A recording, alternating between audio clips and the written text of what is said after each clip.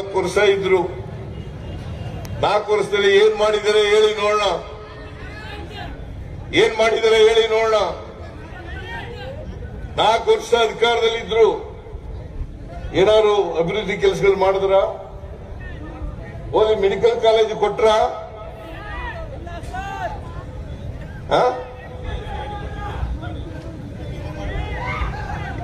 Upper Krishna 3ನೇ ಹಂತದ ಯೋಜನೆ, ಅಲ್ಲಿ ಜಮೀನು ಕಳ್ಕೊಂಡಿರ್ತಕ್ಕಂಥ ಜಮೀನ್ದಾರರಿಗೆ ಪರಿಹಾರ ಕೊಡ್ತಕ್ಕಂಥ ಕೆಲಸ ಮಾಡಿದ್ರ? ಏನ್ರಿ ಜೆ.ಟಿ. ಪಾಟೀಲ್ರೆ, ಕೊಟ್ರೇನ್ರಿ? ಕೊಡ್ಲಿಲ್ಲ.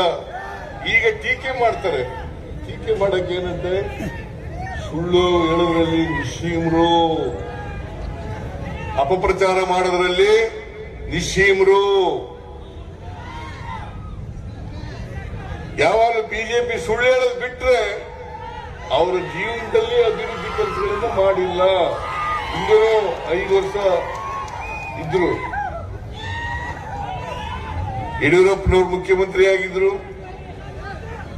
ಜಗದೀಶ್ ಶೆಟ್ಟರ್ ಮುಖ್ಯಮಂತ್ರಿ ಆಗಿದ್ರು. ಎಂತದ ಗೌಡ ಅವನು ಸದಾನಂದ ಗೌಡ ಮುಖ್ಯಮಂತ್ರಿ ಆಗಿದ್ರು. 3 ವರ್ಷದಲ್ಲಿ ಏನಾದ್ರು ಮಾಡಿದ್ರ? ಅವ್ರು ನುಡಿದಂತೆ ನಡೆದ್ರ? ಮಾಡಲಿಲ್ಲ.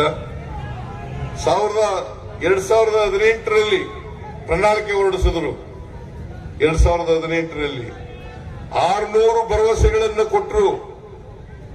600 ಭರವಸೆಗಳನ್ನು ಕೊಟ್ಟರು. 600 ಭರವಸೆಗಳಲ್ಲಿ 10% ಕೂಡ ಜಾರಿ ಮಾಡಲಿಕ್ಕೆ ಹೋಗಲಿಲ್ಲ.